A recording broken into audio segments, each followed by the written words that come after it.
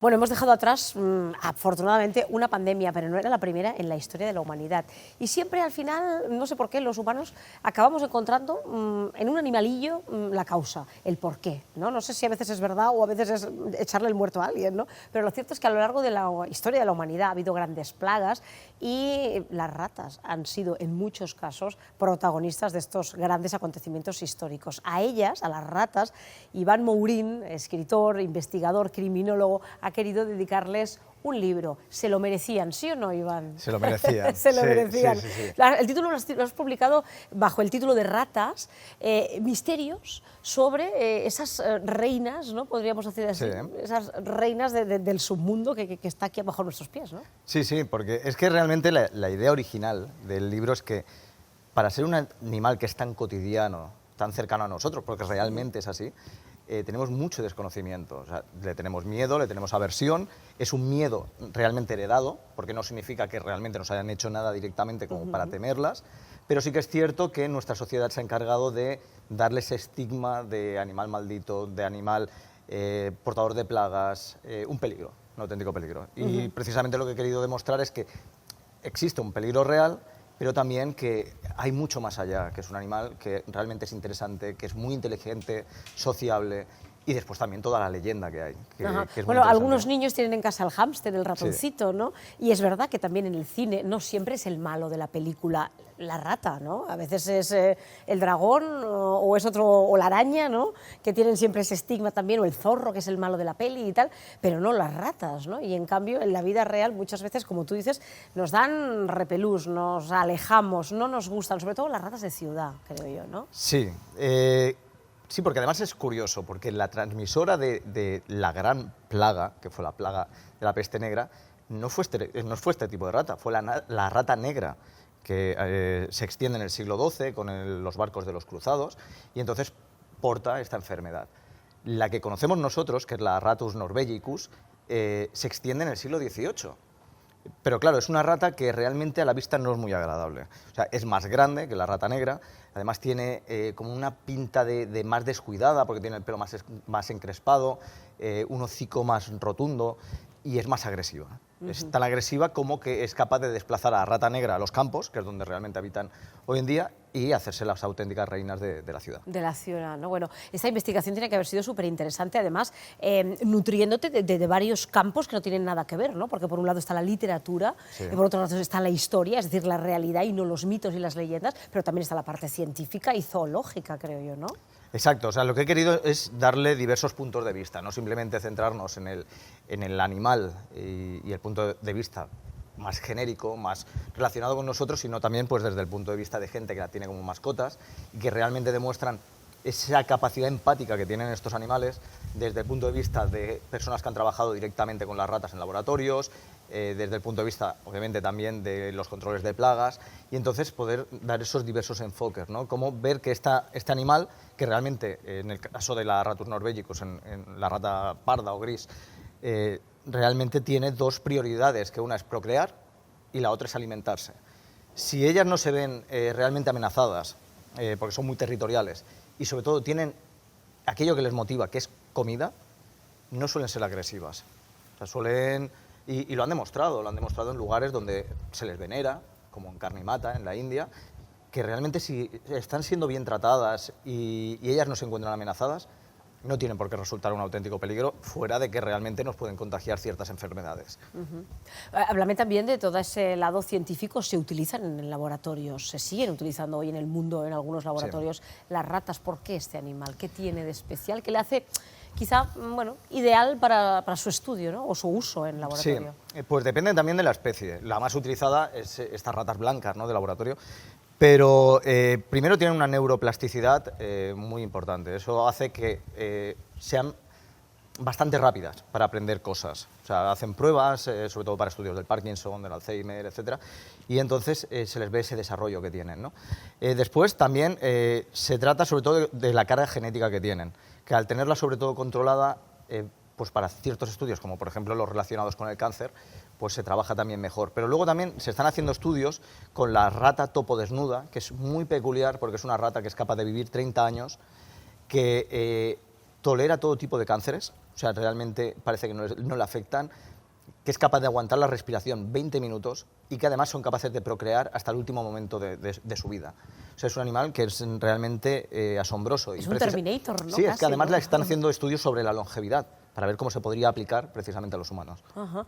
Bueno, y todo esto lo vamos descubriendo poco a poco en diferentes capítulos del libro que nos van llevando, me imagino, a uno y otro estudio que tú has ido recopilando, hablando, me imagino, con grandes profesionales, ¿no? Que saben cada uno de su área, ¿no? Sí, y precisamente sirve para eso, para descubrir ese lado más secreto de estos animales, ¿no? Todo ese desconocimiento que tenemos, quizás por eso, ¿no? Por ese miedo que tenemos que no nos lleva a ahondar un poquito más sobre la historia, porque es un animal que está tan ligado a nosotros que realmente también sirve para dar un reflejo de nuestra evolución, porque la rata, a la vez que nosotros evolucionamos, ellas también evolucionan. Es decir, su historia, nuestra historia de la humanidad es paralela a la historia de este animalillo también, ¿no? Sin duda alguna, ahora con la COVID, sin ir más lejos, nosotros durante la pandemia y sobre todo la cuarentena, claro, ya nos costó mucho adaptarnos, ¿no? a ciertas cosas.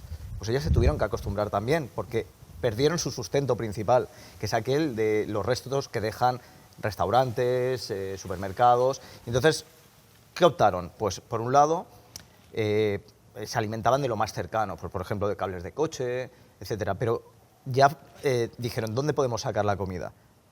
Pues vamos al hogar de aquellos que nos suministran la comida antes y lo hacían en la calle. Entonces empezaron a perder el miedo, menos miedo hacia los humanos y por lo tanto más acceso al interior de casas de forma muy descarada y se ha quedado impuesto. Es decir, que hemos sido testigos todos, ¿no? Si nos hemos fijado un poco, o el que ha tenido la oportunidad de cruzarse con alguna, de ver cómo incluso para ellas el COVID les ha transformado. Igual que dicen que a nosotros también, todos los animales en general y la rata en particular se han tenido también que adaptar y transformarse, ¿no? Se las estudia mucho y se las utiliza, como tú bien decías, para estudiar el cáncer, el Parkinson y demás.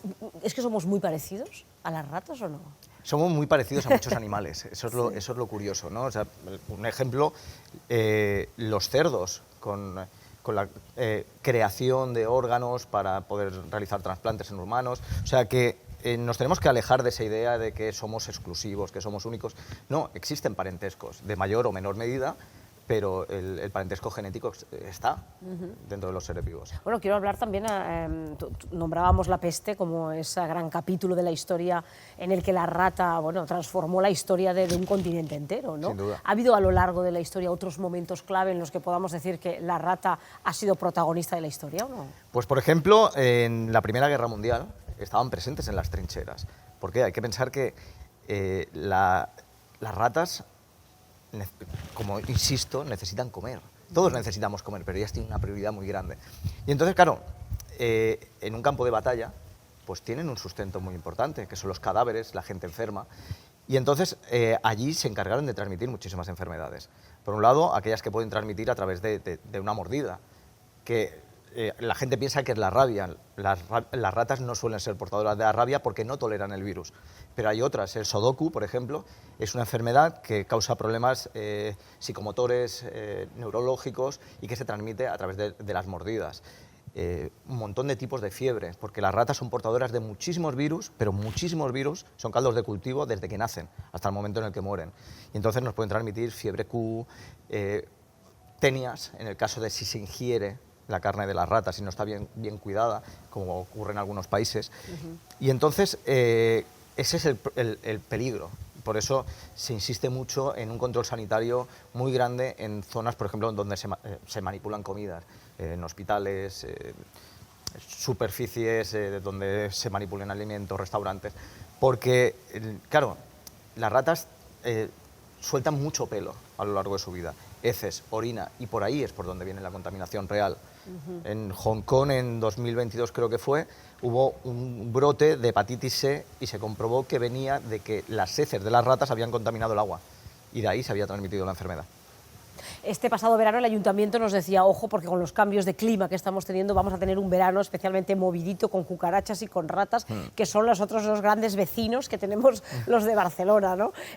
Pasa en muchas ciudades también. Nos acostumbramos a convivir con ciertos animales, algunos nos hacen más gracia, otros menos, pero las ratas están ahí y no, están para quedarse, ¿no? Hemos de empezar a no intentar quizá luchar contra la natura, ¿no? Pienso yo. Es complicado, ¿no? porque, para empezar, procrean muy rápido. O sea, tienen muchísimas crías. Hay que pensar que una rata parda ya es fértil a los 3 meses de vida. Y suele tener una media de 5 o 6 camadas anuales, donde cada camada es de un mínimo de 6 ejemplares a 20 ejemplares. Sin contar de que 24 horas o incluso menos después de haber tenido las crías, de haber dado a luz, ya está preparada para volverse a aparear. Es una máquina de O sea, supervivencia. es que no para. Este animal, Entonces, ¿no? si hacemos un cálculo, es brutal. Sí. Claro, a ver, existe la leyenda, por ejemplo, de que en Manhattan hay 6 ratas por cada individuo. Eso no es correcto, o sea, eso es exagerar. Pero sí que es verdad que hay una cantidad muy grande de ratas.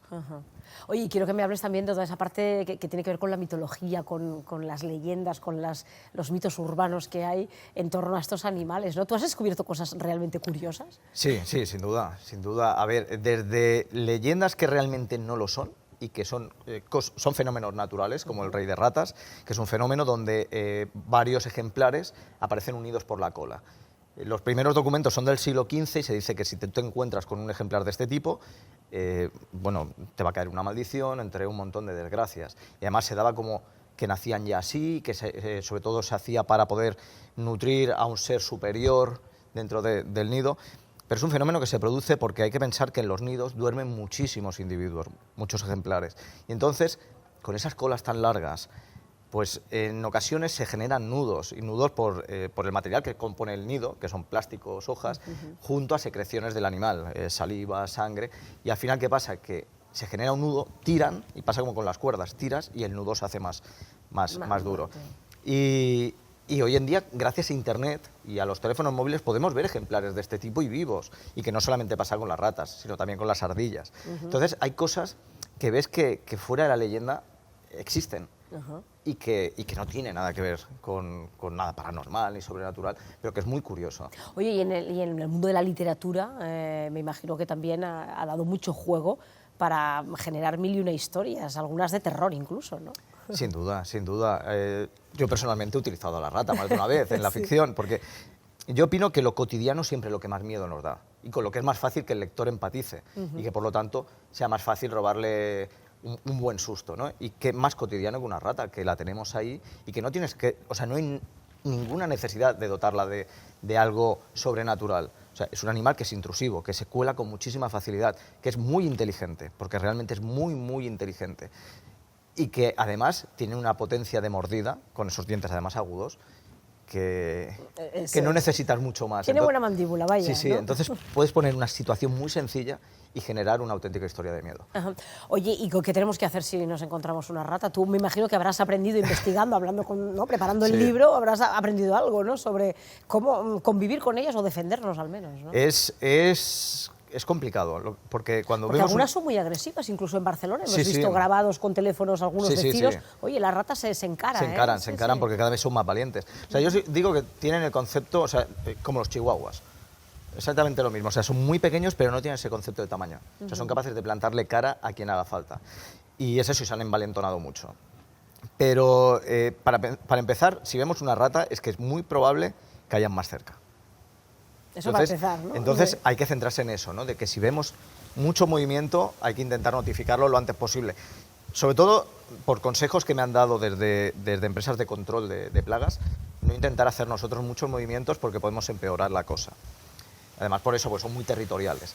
Entonces, intentar recurrir siempre a un profesional para intentar arreglarlo. Porque no es lo mismo que estés dando un paseo por la calle y te la encuentres, que de repente te la encuentres en casa. Porque ellas lo que van a hacer es buscar esa fuente de alimento que necesitan, y como la encuentren y lo vean fácil, van a atraer a otros miembros de su grupo, vaya. De su grupo, y lo vas a tener muy complicado de sacarlas de ahí. Y si me muerde una rata, ¿qué hago? ¿Qué me recomendarías tú? Aparte de ir corriendo al hospital, ¿no? Al hospital por la posibilidad de las enfermedades que puede transmitir.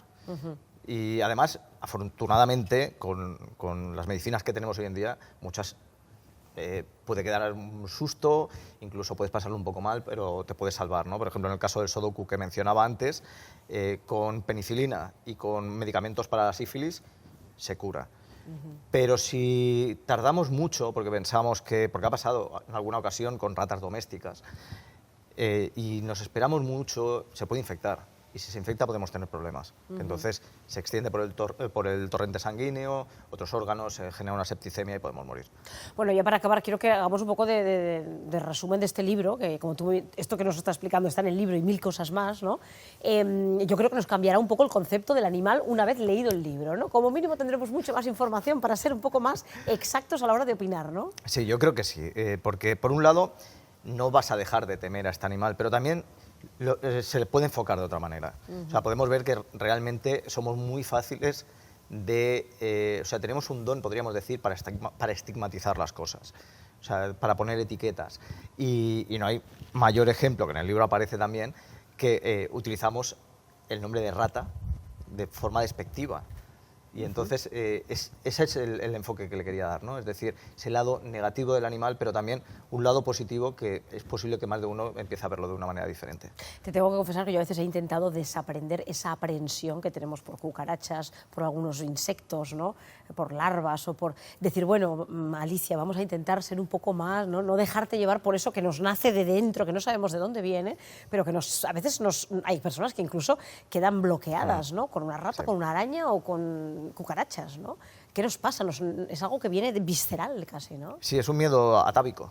Sí, es un miedo atávico que es eso, que se hereda de generación en generación porque transmitimos, o sea, ya cuando eres niño tú no eres consciente del animal, entonces tú lo ves como algo normal si no te hace absolutamente nada, pero tienes a alguien, que normalmente suelen ser los padres, que te dicen, cuidado, peligro, y eso, a base de repetirlo, pues nos queda grabado, como peligro, y a lo mejor no vas a tener ningún conflicto con ese animal en la vida, pero te queda eso marcado, eso grabado a fuego conforme de esto es malo, no te acerques. Ajá. Bueno, pues ya lo veis, qué bien estos libros que nos acercan a, bueno, en este caso a las ratas para verlas de otra manera, con sus cosas buenas y sus cosas malas, ¿no? Buenas porque nos están ayudando también en el mundo de la medicina, oye, y de la investigación, hay que reconocerles también su mérito, sí, ¿verdad?, a estos animales, no todo es malo en torno al mundo de la rata. Iván, pues ha estado investigando y hablando con muchísimos profesionales, cada uno en su área, dándote su opinión. Bueno, un libro muy interesante para leerlo y disfrutarlo, aunque sea con ratas. Muchas gracias. Muchísimas gracias, ha sido un placer.